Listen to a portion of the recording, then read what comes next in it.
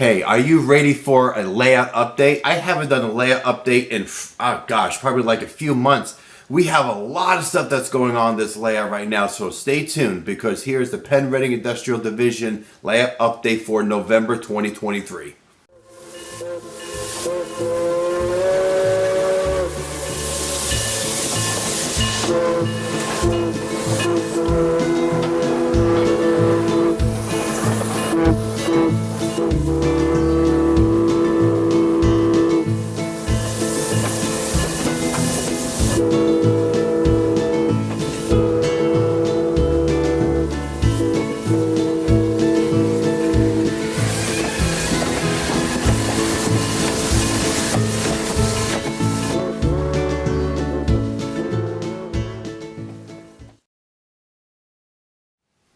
So I am going to go right here, and you can see there's a lot of stuff that has been happening on this layout in the past few months. And I have been super busy working on it almost every single day.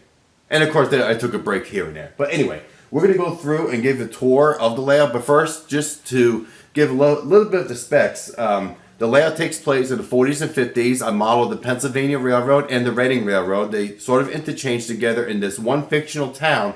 It's one big town and just separated by different scenes, and it is a representation of just a fictional industrial town in the state of Pennsylvania, and it's like I said, the 40s and 50s. I do model the early fall just because I like some green in a lot of the scenery that I do, and I do. And I'll say this, that the layout is a 6 feet wide by 14 feet long. As far as track, I use code 100. I use code 83. So the code 100 track is used on the Pennsylvania Railroad main lines. And the code 83 is used on the Reading branch line. Also, I use code 70 and 83 mixed on all the industrial tracks as well as the rail yard.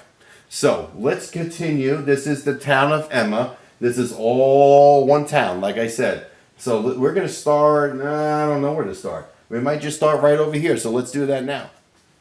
All right, so as you can see here, this is Emma, Pennsylvania, and this is the industrial section of the layout. This is where you operate all of your industries. And as you can see here, I have weathered all the tracks. All the track is weathered. I do have a weathering video. If it's not out now, it will be out very soon.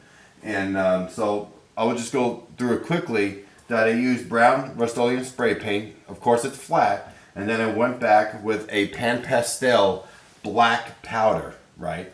And I went over all the track with that. And then cleaned it, of course. Otherwise, we can't run the trains, right?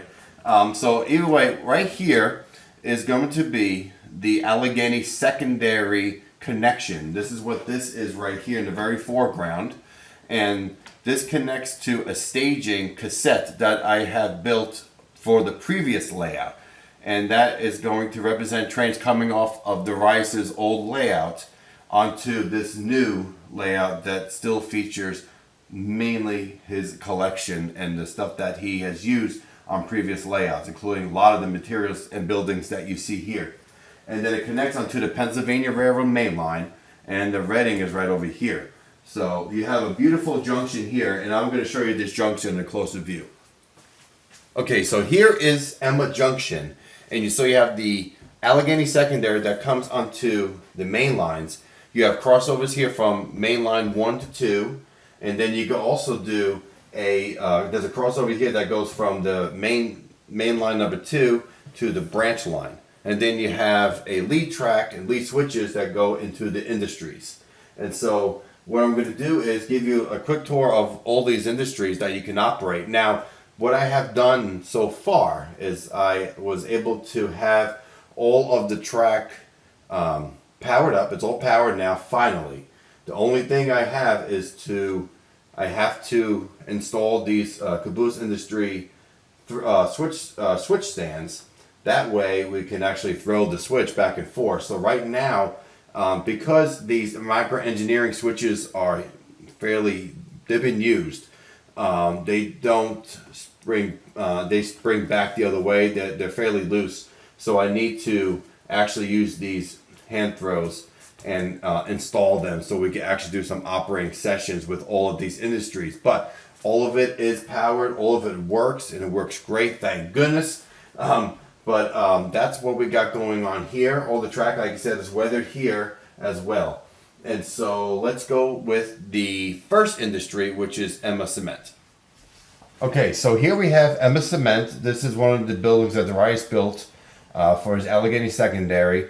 You can have, I think it's about 8 cars can fit on both of these tracks together. And you can fit about 4 cars underneath this covering here.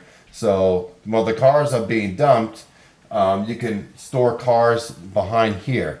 So you'll have all the empties back here and the loads here. And so you just flip them when you do an operating session, right? And then over here we have Boyer.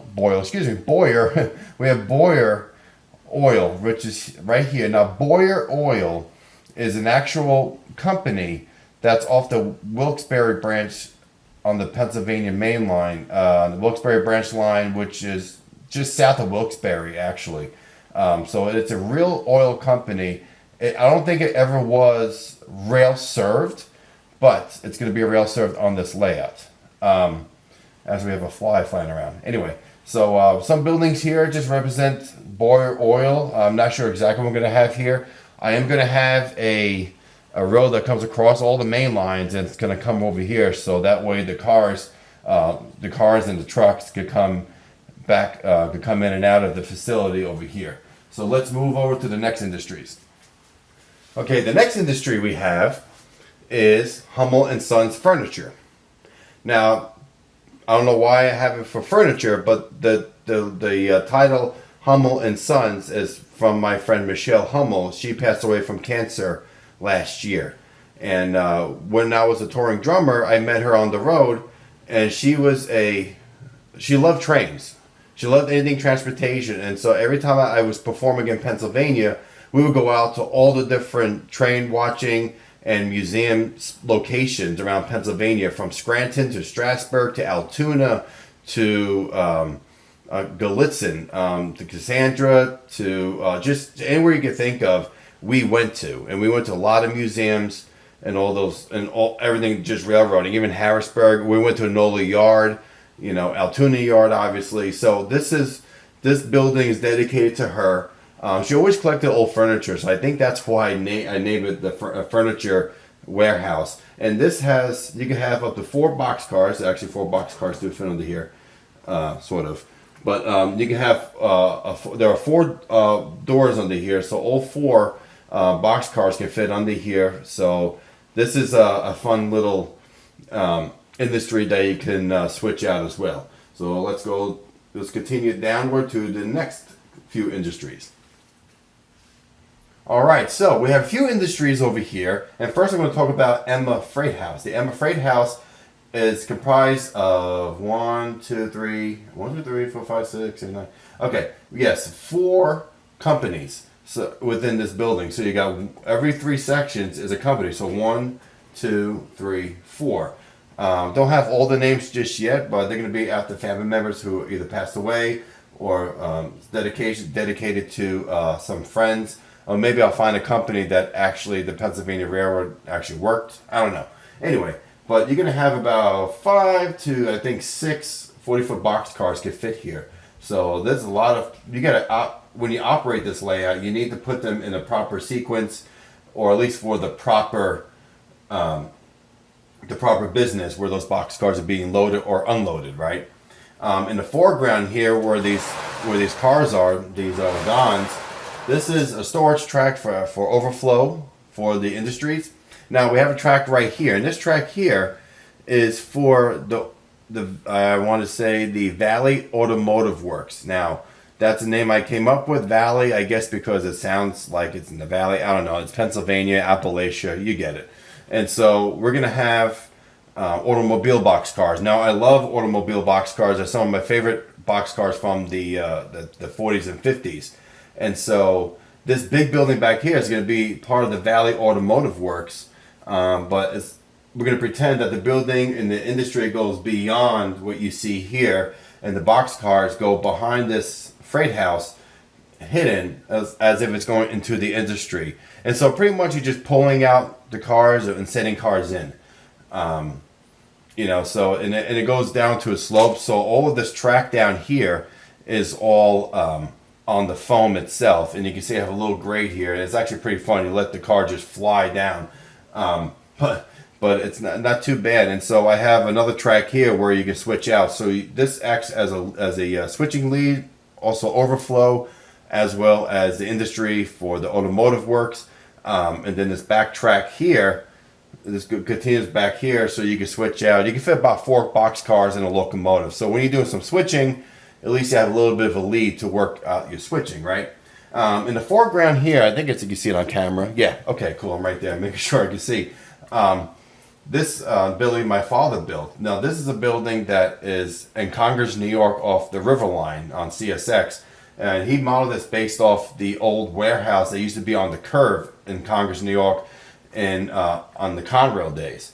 Now I'm going to probably repaint this and do some touch-up work on this particular model. I originally had the train station from the original Penn-Reading Industrial Division over here, but for some reason now that I have the layout is one big town, I do have a big station on the other side of the layout, so there's no need to have another station within, I don't know, maybe a mile from each other. I don't know.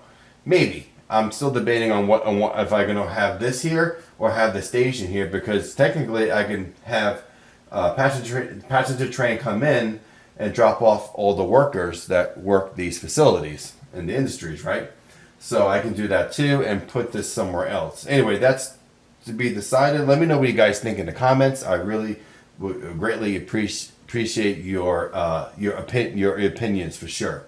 So this is Emma, the industrial section. Let's continue around the layout and see what else has been done that's new. Okay, so this is called Durban Grove. My friend Dave Durbin passed away this past year in April, and he was a fantastic model railroader, and he modeled the Union Pacific on the Van Buren subdivision. And so I wanted to have a place that had his last name, which is Durban.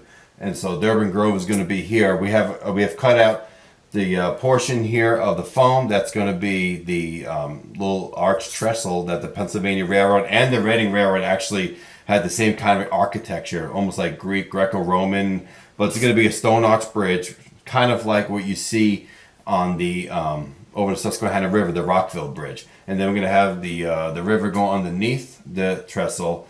Of course, there'll be rocks and trees and all that stuff going on over here. Something that I need to turn the camera without breaking it, if I can. There we go. All right. So over here to the left, my niece Emily made this awesome looking cloud.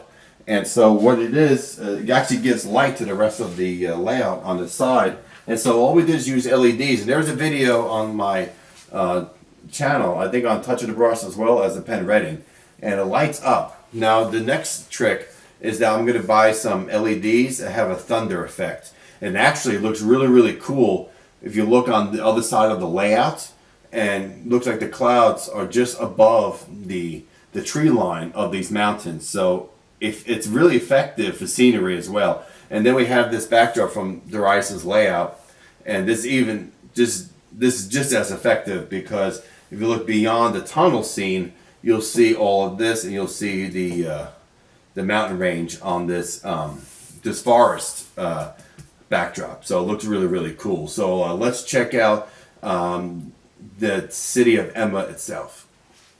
So as you can see from the first update, or the recent update that I have done, there's a lot of change that has happened here. And the one thing we have, all the track is weathered except for the yard. The yard needs to, the track is in place, it's installed. I need to drop feeders to all of the switches, the yard ladders. I need to finish the track work that leads up to the turntable. And I need to work on this foam to make it level. I'm still having issues with that. I need to work on that before I finish the track work, as well as the backdrop city scene. So we have a 3-track yard, which both the Pennsylvania Railroad and the Reading Railroad use.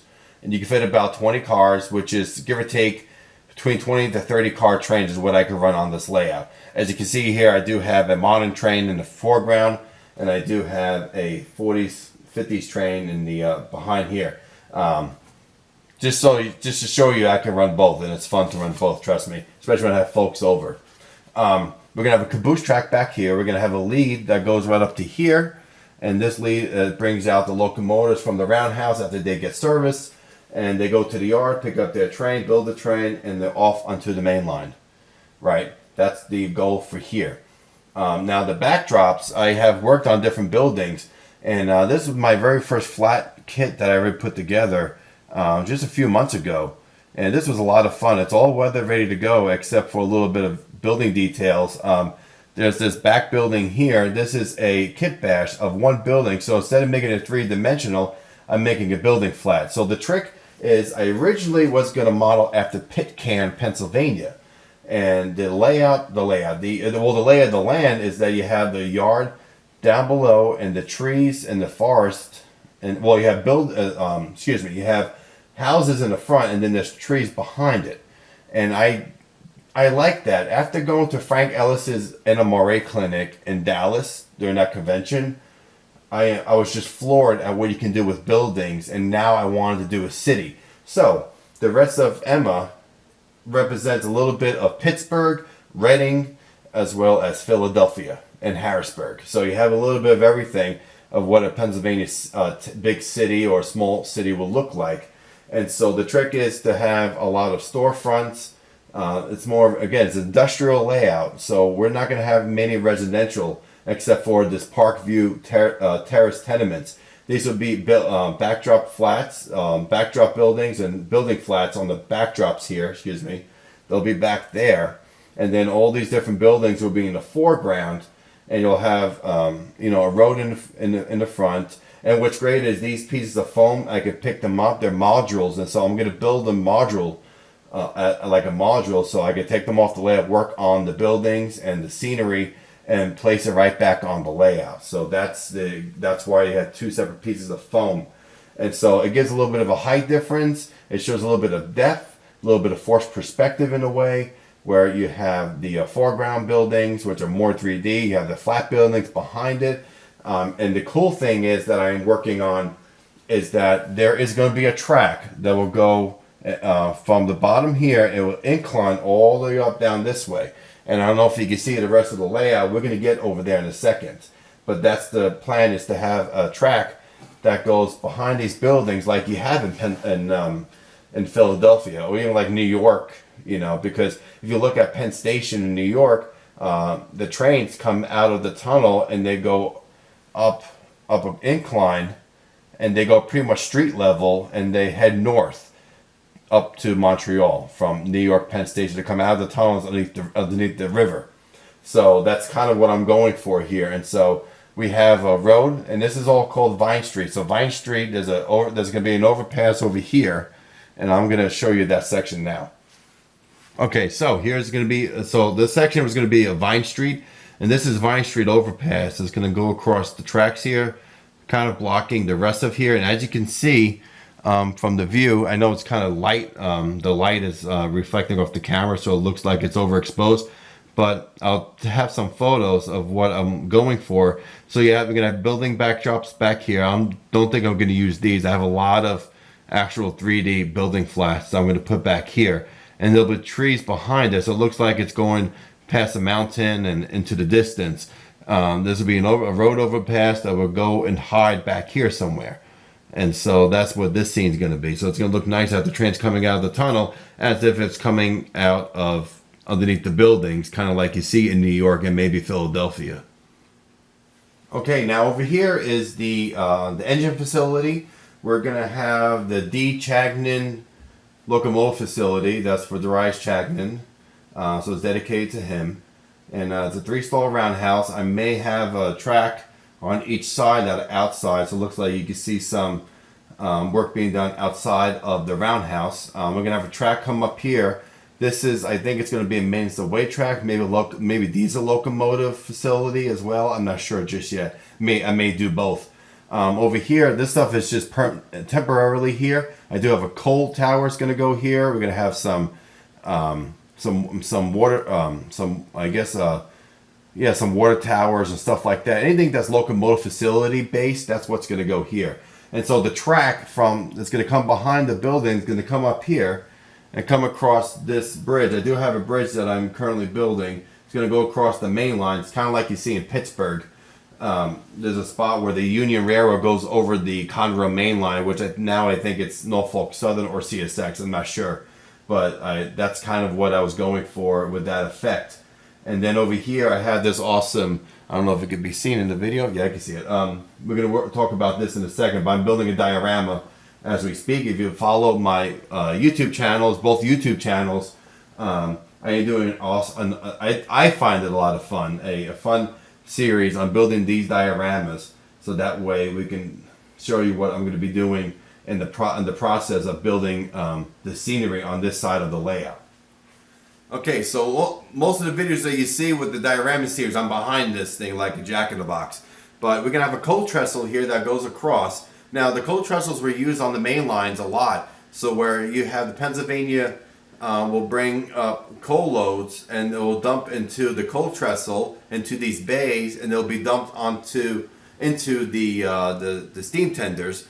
And so that way they can replenish their coal on the go, pretty much. So they can stop on the main line, kind of like a NASCAR team, you know. They stop on the main line, fill up with coal, and they continue on the journey. So that's what's going on here. And so I wanted a nice rock cut on each side here, and some different elevations. Even though this is the tabletop layout, this is going to give you the effect that there's a little bit of a grade or a slight change in elevation to make the layout look a little bigger. And also create some nice effective scenery to create just the Appalachian Mountains, you know.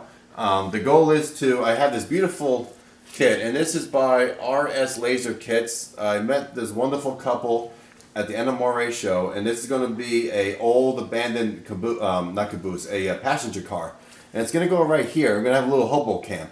Now, I was very fortunate to win the second section workbench of the week. And so Mini Prince was on there. If you know Bernard, he's an awesome dude. He makes some incredible stuff. And he is the guy that I was able to get a gift card from him. And so I am planning on buying a little bit, some detail parts to create a little hobo camp. So as I'm behind here, like what's his name from Man of the House? I can't think of the show. With the Tool Man. I can't. Anyway, Home Improvement. That's it. So that's what's going to go over here. We're going to have billboards over here, stuff like that. So there'll be a lot of scenery. I am currently in the process of building the next diorama. By the time this video is being shown, I'm sure it's probably 3/4 already built, or at least it's ready for scenery. So I'm sure in the December update, I'll show you what's happening with the rest of the dioramas. Alright, something else I have done, I've added some of these light fixtures to show off the layout on the sides. This room is very, very dark when you don't have these lights on, just because I have just a ceiling fan fixture above the layout. And so now I'm able to see a lot of the layout now. It's not the prettiest thing, as you can see. It's not the prettiest thing in the world. I'm going to see what else I can do to fix that. But at least now I have light in the layout. You can actually see it. So it really makes the city scene stand out so much more. It's great. Also, another thing, I had a friend of mine who gave me these mats, these rubber mats. And I'm telling you, this is really good for your feet, especially if you're barefoot or just in socks, because this is like a concrete floor underneath this vinyl. And so actually standing on this and working on the layout helps my back, it helps my feet not hurt for so long, and especially if you're operating the layout, this is actually really comfortable to have. I know Steve Davis has it on his on the floor of his layout, which is the KCS Dirt Sub, and so it's really cool to have something like this, so that way it helps your feet. Really, it's just really comfortable. So everyone, thank you so much for the support you have for this channel, or both channels. And thank you so much for the encouragement and support of building this layout. I'm having a great time. We're going to have some more videos, some more running videos. I'm having such a great time building it right now that I'm not really running the trains. But we're going to run some of the trains here. If this video is not too long, we'll have a couple of trains running for you to see. Because, you know, that's the cool part of running a layout, right? Is running the trains. So thank you guys so much for watching this update. And stay tuned for the next one and all the other videos and all the progress that's coming very, very soon.